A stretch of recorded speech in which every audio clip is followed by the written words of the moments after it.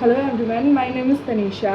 तो मैंने काफ़ी टाइम से अपने इस चैनल पर कोई वीडियो नहीं बनाई थी, तो आज से हम एक नई सीरीज़ शुरू करने वाले हैं जिसमें मैं कुछ केस स्टडी करूंगी और आप लोगों को उन केस की डिटेल तक लेके जाऊंगी और बताऊंगी कि कैसे क्राइम्स होते हैं इंडिया में, इंडिया से बाहर, या फिर क्राइम रिलेटेड किसी भी चीज़ से रिलेटेड स्टोरीज़ आप सुनना चाहते हैं तो आप मुझे कमेंट में बता सकते हैं। तो आज से हम एक नई सीरीज़ स्टार्ट करने वाले हैं। तो जो हम सीरीज़ स्टार्ट करने वाले हैं उसके पहले एपिसोड में हमारी जो केस है वो है अबाउट पुणे पोर्शे कार। ये केस आप लोगों ने न्यूज़ में, टेलीविज़न में सुन लिया होगा, but in a detail video मैं आपको ये बताऊंगी कि कैसे कैसे इवेंट्स हुए थे, कैसे कैसे सज़ा मिली, नहीं मिली, क्यों नहीं मिली, कौन कौन इन्वॉल्व था इस केस में, ये सब मैं आपको बताऊंगी। तो चलिए स्टार्ट करते हैं आज के case say about Pune Porsche car. Pune एक सिटी है महाराष्ट्र में जो कि अपने मराठी कल्चर के लिए बहुत फेमस है। बट 18 मई को रात 2 बजे यहाँ कुछ ऐसा हुआ जिसने पूरे इंडिया को हिला के रख दिया। ये स्टोरी है 2 लोगों के बारे में, अनीश अविद्या एंड अश्विनी कोस्टा। दोनों ही इंजीनियरिंग स्टूडेंट थे। अनीश बिरसिंघा मध्य प्रदेश से था, सॉरी अगर मैंने कुछ नाम गलत प्रोनाउंस कर दिया है। तो वो अपनी फैमिली का बिगेस्ट चाइल्ड था, एल्डर चाइल्ड था। वो बहुत ही हेल्पफुल था नेचर में। He was an animal lover, responsible था। अनीश को फोटोग्राफी का बहुत शौक था, ट्रैवलिंग का बहुत शौक था। अनीश ने एडमिशन लिया था DY Patel college of engineering Pune में। He was living in Madhya Pradesh, but because उसका एडमिशन इंजीनियरिंग कॉलेज में हुआ था तो ही शिफ्टेड टू पुणे। अपने कॉलेज के 4 साल बाद ऑपरेटिव जॉब मिली थी as a software engineer. He was earning a good money and he was well settled. वो बहुत ही रिस्पॉन्सिबल था टुवर्ड्स हिज गोल्स एंड अपने भाई को भी उसने अपने साथ शिफ्ट कर लिया था ताकि वो उसकी भी पढ़ाई का खर्चा अपने साथ साथ उठा सके और उसको भी वही चीज़ें प्रोवाइड कर सके, वही एजुकेशन दिलवा सके जो उसने ली है। और अब हम बात करते हैं अश्विनी कोस्टा की। अश्विनी कोस्टा भी अनीश की तरह ही एक बहुत ही ब्राइट स्टूडेंट थी। वो अपनी फैमिली की यंगर चाइल्ड थी। वो भी अनीश के साथ कॉलेज DY पटेल में पढ़ती थी।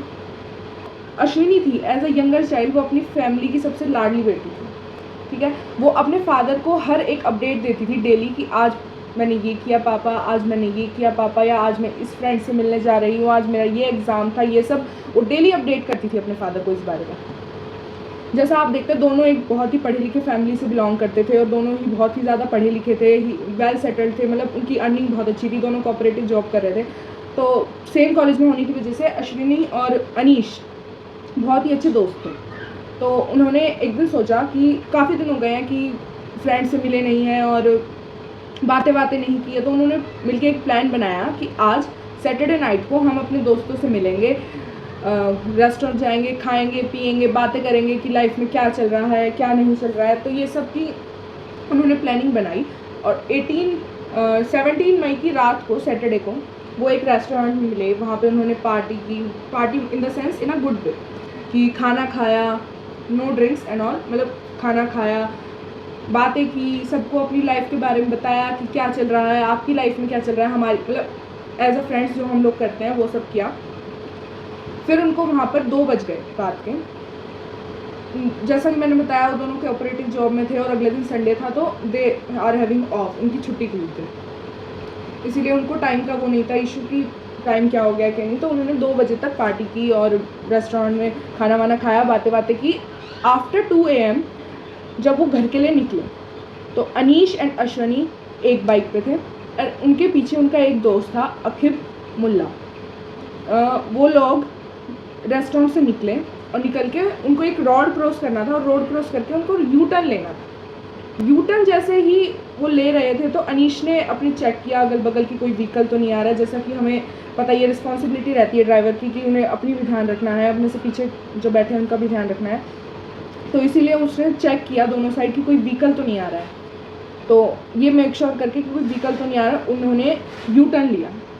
यू टर्न लेते ही विद इन अ मिनट्स एक पोर्शे कार फुल स्पीड में आती हुई उनकी बाइक को हिट करती है और हिट करने के बाद ऑन द स्पॉट दोनों की डेथ हो जाती है, अनीश एंड अश्विनी। अब उस पोर्शे कार में कौन था? पोर्शे कार में था वेदांत अग्रवाल। वेदांत अग्रवाल अभी 18 साल का भी नहीं हुआ था, 4 महीने थे अभी उसके 18th बर्थडे में। उसने अपनी 12th क्लास पास करी थी और उसकी पार्टी करके वो एक बार से वापस आ रहा था। ही वॉज फुली ड्रंक और स्पीड में कार चला रहा था। उसकी कार इतनी तेज़ स्पीड में थी कि अगर वो किसी के साइड में से गुजरे तो उस इंसान को 2 मिनट लगे रियलाइज़ करने में कि वो कार जो वो चला रहा है वो कार ही गई है उनके बगल से। वेदांत के जो पापा थे वो बड़ी एक रिटेल कंपनी में ऑनर थे, उसके रेपुटेटेड फैमिली से था, पॉलिटिकल बैकग्राउंड था उनका, और उनने जस्ट 12th कंप्लीट करके वो पार्टी कर रहे थे वहाँ पे बार में, और उन्होंने उस दिन 48,000 की ड्रिंक्स ऑर्डर की। 48,000 की ड्रिंक्स ऑर्डर की, और आप ये लोग सोच सकते हैं कि 48,000 में कितनी ड्रिंक्स आई होगी और कितनी उन्होंने ड्रिंक कर रखी होगी। जैसे ही वो बार से निकला पार्टी वार्टी करके एग्जैक्टली 2 AM पर, उसने अपने ड्राइवर से कहा कि मुझे कीज़ दे दो, अब गाड़ी मैं चलाऊँगा। ड्राइवर ने रिस्पॉन्सिबल होने के साथ साथ उसने बोला कि नहीं, आप ड्रंक हैं, आप गाड़ी वाड़ी मत चलाइए। वो नहीं माना।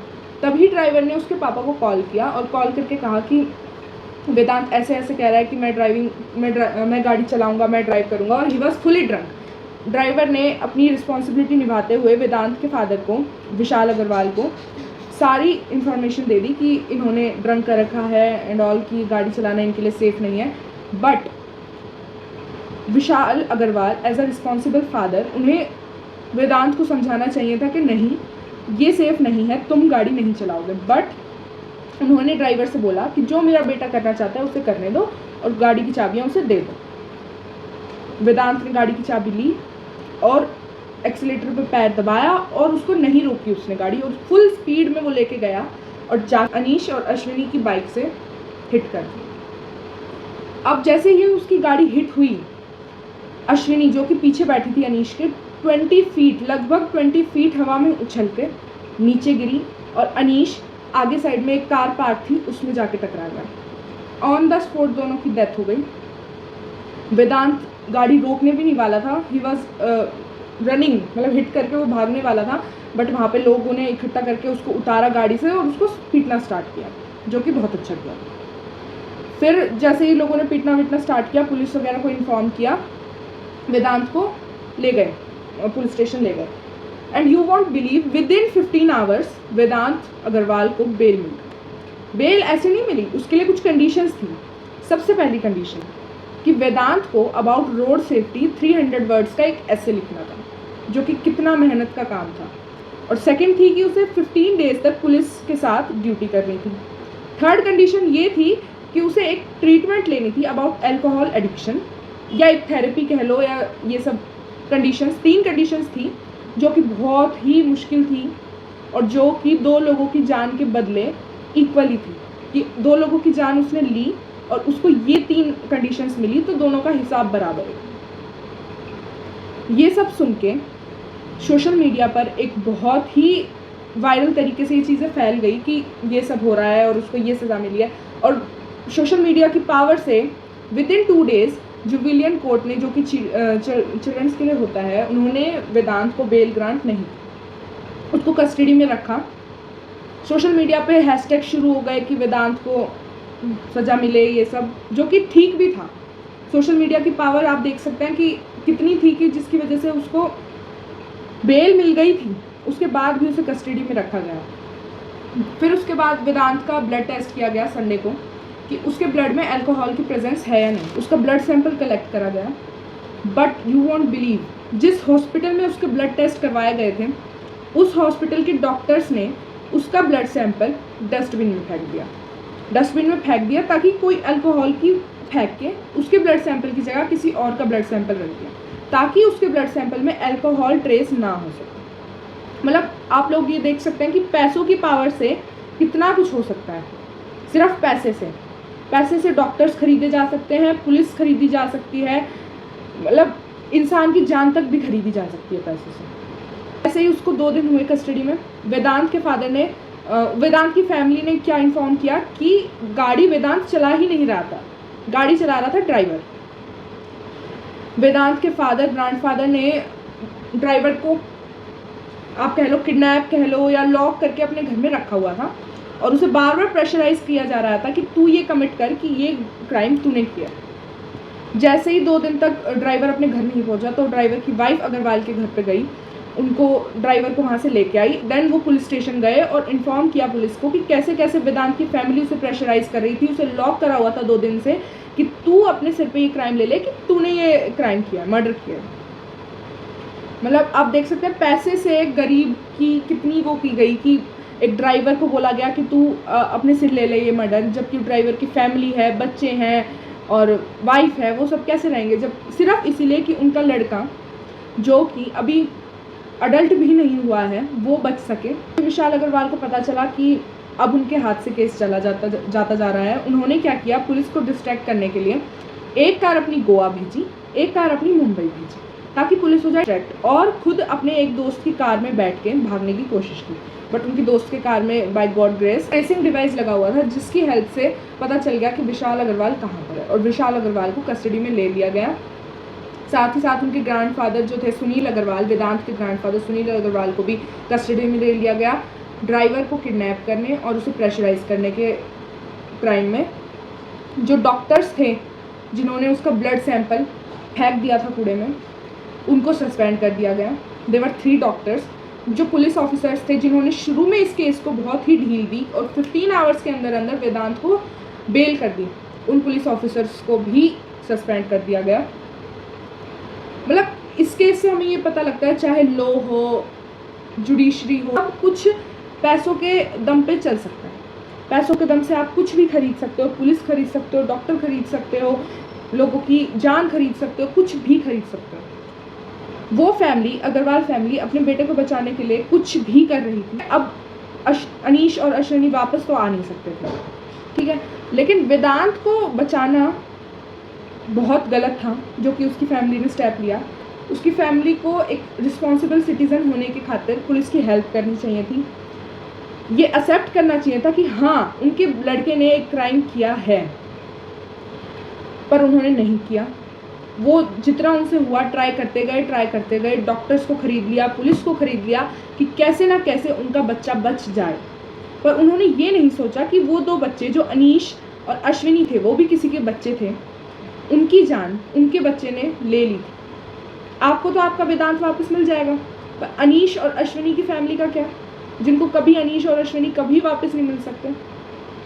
मैं यही कहना चाहूँगी, if he can drink like an adult, drive like an adult, so he should be punished like an adult too. आज के साथ ही केस रैप अप करते हैं। मैं उम्मीद करूँगी कि आपको ये सीरीज़ पसंद आई होगी। मैंने कुछ नया ट्राई करने का सोचा था, तो मैं ये उम्मीद करूँगी कि आपको केस भी समझ आया होगा। जो मतलब थोड़ी बहुत गलती मुझसे हुई है उसके लिए आई एम सॉरी, बट जितना मुझे सोर्सेज से पता चला मैंने आपके आगे बता दिया। और अगर आपको और ऐसी सीरीज़ देखनी है तो आप मुझे कमेंट में बता सकते हैं, और अगली वीडियो का वेट करें। तब तक के लिए बाय। मेरे चैनल को सब्सक्राइब करना, लाइक करना, कमेंट करना, और ये ध्यान रखना हमेशा कि आसपास आपके क्या हो रहा है, ठीक है। चलो बाय।